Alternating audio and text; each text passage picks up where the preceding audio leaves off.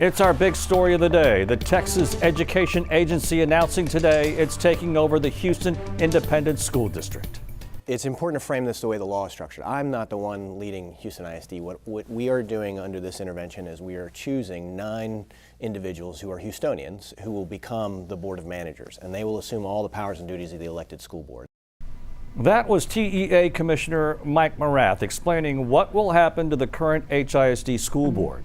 We know there are a lot of questions about this big move from the state and what it means for your child. And today, we are walking you through it all. This afternoon, you'll hear from Houston ISD teachers and parents about the move and how state lawmakers are reacting. Plus, our Len Cannon sits down for a one-on-one interview with the TEA commissioner. We've got live team coverage to help you better understand this move from the state. We start with our Jason Miles live at the HISD administration building. Jason, there are mixed opinions about this, and it all comes in the middle of spring break. That's right, Ron. Terrible timing, according to some HISD trustees. But you may recall the board as a whole decided to officially give up its legal fight last week. And some consider it, just time to give in and accept what's been threatened for so long. Work trucks sit in a mostly empty lot at Houston ISD headquarters, but a normally quiet spring break brought major breaking news. It's been a long time coming. HISD trustee Kendall Baker is among at least 2 who fully support state intervention led by the Texas Education Agency and Commissioner Mike Morath, who sent this letter to the board this morning explaining the takeover 4 years in the making. Mike Morath, to me, is like the exterminator. He's coming to clean the house. Both Baker and trustee Bridget Wade were elected after the takeover threat first surfaced in 2019, triggered by perpetually failing schools and other issues, although Wade does believe in a democratically elected board. But I think in this current situation, this is a long overdue takeover. Under the plan, all 9 trustees will be replaced sometime in June by an appointed board of managers, a new superintendent selected as well. They'll serve for a period of time before elected trustees eventually transition back onto the board. In a statement, current Superintendent Millard House II said in part, quote, "Today's announcement does not discount the gains we have made district-wide. I'm confident our educators and staff will continue to do the necessary work to ensure positive student outcomes at every level. For our students and families, it is education as usual, and the school year continues as normal." I think the most important thing right now is stability for our students. Trustee Sue Dygard also hopes the Board of Managers is made up of people who have the best interest of children and their education in mind. Because an appointed board is only going to be as good and strong as the people who are going to apply to do this work. Work that trustee Kathy Bluford Daniels believes could have waited, along with the announcement during spring break and right before STAR testing begins. Is it crazy at this time? Crazy is an understatement. The timing of it could have been put off a little bit longer. And trustee Kathy Bluford Daniels among those pointing to improvements that have been made since all of this takeover talk first started 4 years ago, including academic improvements at Wheatley High School that was long troubled. But I can tell you, closing Wheatley or any other HISD school, not part of the takeover plan at this point. Reporting live, Jason Miles, KHOU 11 News. All right, thank you so much, Jason. It's important to reiterate the HISD school board is elected by voters. They do not get paid, and they're nonpartisan, so they don't take part in party primary elections. 7 of the 9 board members are in their first term, so they weren't on the board in 2019 when takeover talks grew. Elizabeth Santos and Sue Dygard are both in their second term. State and federal lawmakers from Houston got the news of a takeover during a private meeting with the TEA commissioner in Austin. Adam Bennett is live there. And Adam, you spoke to lawmakers moments after this ended. I did, Cheryl, and more than one of them described today as a, quote, dark day for HISD. Another staffer who was in this room for that meeting described it as very, very tense and contentious. Now let's show you some video from earlier. This was just before 9 o'clock this morning. That's when we saw TEA Commissioner Mike Morath walking into the meeting. He had no comment for us as he entered the room. Once inside, one Houston lawmaker told me that Morath showed slideshows actually highlighting HISD's improvement, but said that his hands were tied in this situation and that he had no choice under the law but to go through with this takeover. But some lawmakers in the room disagreed with that interpretation and they pushed back. Others asked Morath to wait to see if a bill that's currently been filed that would give him more flexibility with HISD and other districts in this position actually passes the legislature this session. Meanwhile, the Houston Democrat, whose bill amendment in 2015 allowed today's takeover to happen, believes it is still necessary. I never thought that would happen. I never thought today would come because I always figured that they would fix schools. But there are a number of districts, school districts in Texas that did fix their schools. There are a number of them, some of them like HISD, stuck their head in the sands and didn't do anything. He talked about ways to pause it, to give us time to get this legislation through the House and the Senate. And he wanted to roll this out today so that the process could start. Republican Senator Paul Bettencourt of Houston told us he strongly supports Commissioner Morath's decision. The senator wrote, quote, "I've watched at best an ineffective HISD Board of Trustee governance for 8 years as the second longest serving member on the Senate Education Committee. A highly critical TEA report of nefarious trustees' activity and a subsequent FBI investigation with multiple indictments, which resulted in a plea deal with a former HISD trustee, have concerned me greatly." Meanwhile, Congresswoman Sheila Jackson Lee told us she's asking for the federal government to intervene in this situation. She believes that the takeover is a denial of equal protection under the law. Ron? It continues. All right. Thank you so much, Adam Bennett. And happening right now, a joint news conference underway with local and state teachers unions. They're reacting to the state takeover. Our Brittany Ford spoke with the president of the Houston Federation of Teachers today. Brittany, what did she say? Well, I can tell you inside, the groups inside are really discussing that they're willing to take any of the necessary legal action to reverse this decision. Now back to the Houston Federation of Teachers President Jackie Anderson, who told me and really described this as a hostile takeover. Now she attributed over 30 years of research they say shows this takeovers simply don't work. Now we've been speaking to teachers closely over the last week who have expressed the uncertainty this all has caused. Many who feel this is an overstep of the TEA and the state altogether. This follows Anderson telling me she's received dozens of calls from educators who have told her if the takeover took place, they wouldn't return next year. There's too much uncertainty around what a board of managers does with school districts, how they are treated, and they will leave the district. There's too many options. Teachers don't have to work at HISD. Many of them don't even live in HISD anyway.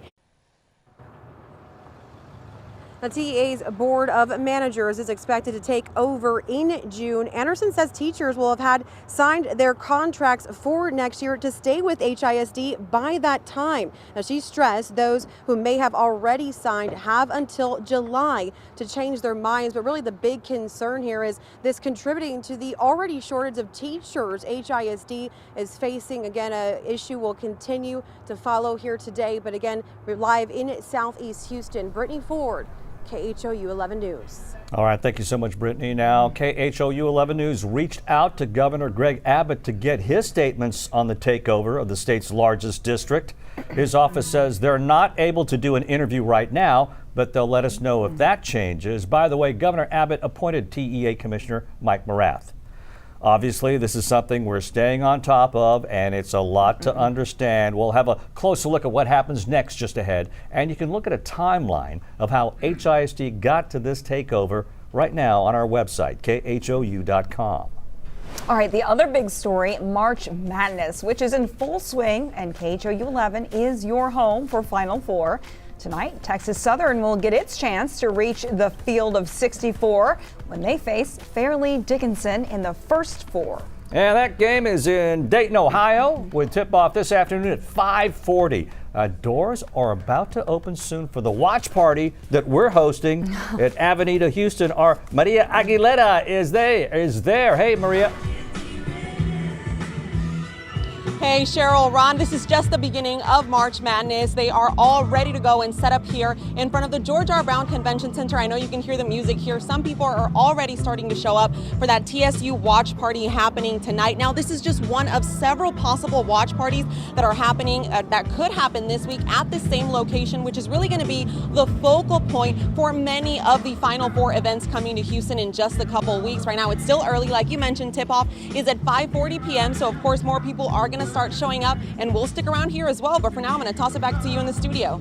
All right, thank you so much, Maria Aguilera. And the Tigers aren't the only Houston team we're cheering on. We'll take you to Alabama as the U of H Cougs get ready to take on Northern Kentucky. And if you're going to join us at any of our watch parties tonight or tomorrow as we cheer on the Cougars versus Northern Kentucky, tomorrow you may need the umbrella. I'll talk about future track and how the forecast shapes up for the next few days when I see you next. Yo, come on, Houston. It's our time to dance, baby. Throw them H's up. Let's go.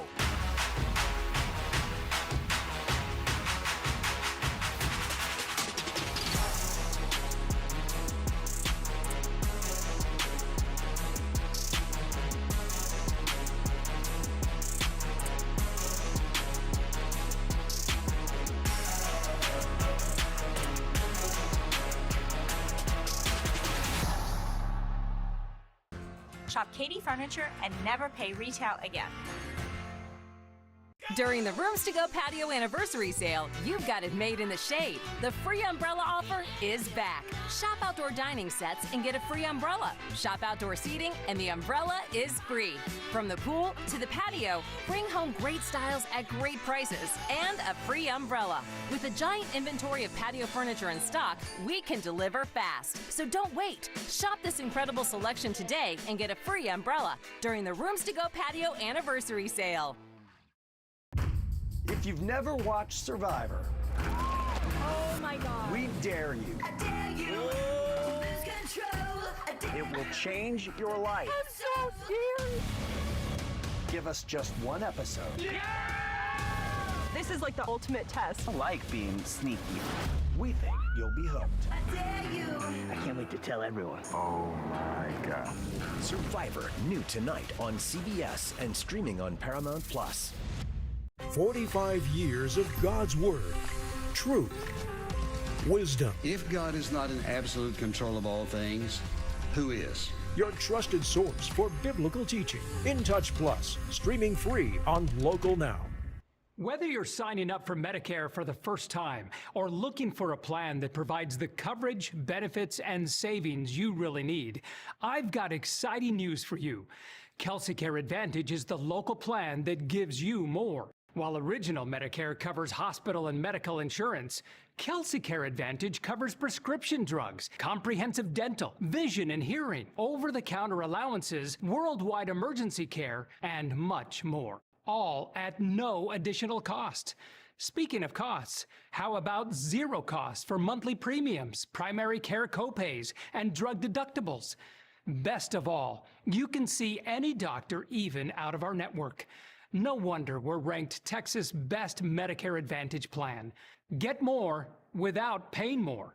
Enroll in Kelsey Care Advantage today. Call 713-442-7923. That's 713-442-7923.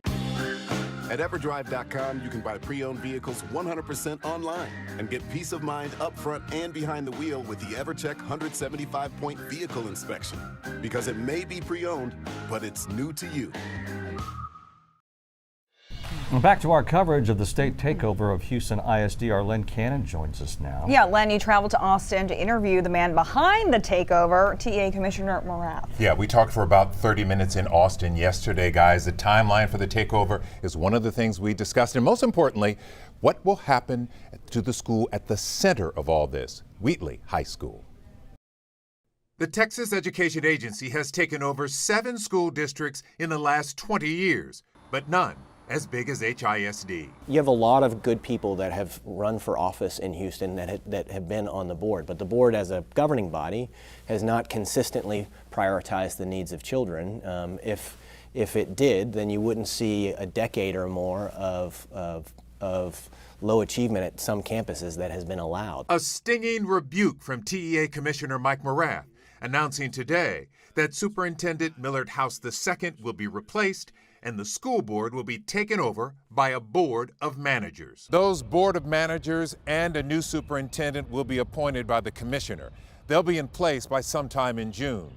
And if you want to be one of those board of managers, you can apply online right now. Will these new board members, do they have to have an educational background? Like, have they been teachers? Or? Yeah, we would prefer a really diverse set of professional experiences, life experiences, because only when you have differing perspectives and differing backgrounds at a table can you come together and make the best decisions for a very diverse student population. Morath says 5 straight years of low academic performance at Wheatley High School triggered the takeover.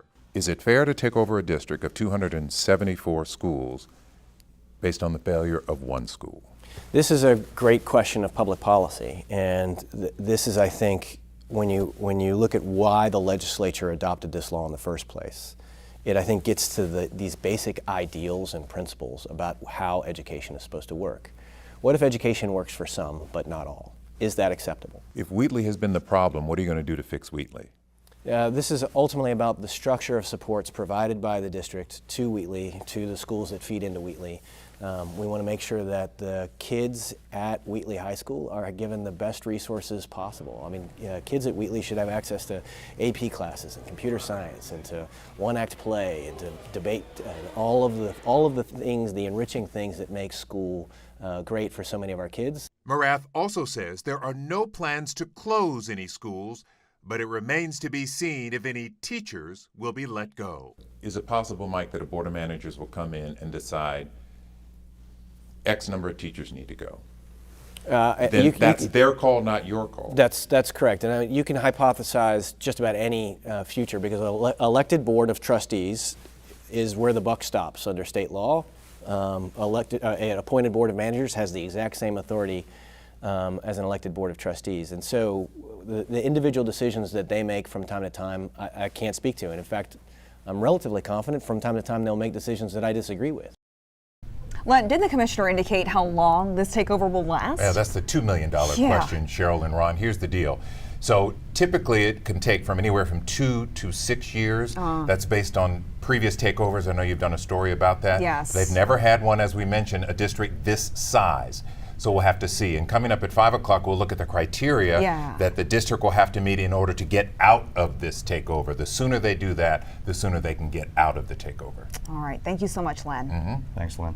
And you can watch the entire sit down with the TEA Commissioner Mike Morath right now using the KHOU 11 Plus app.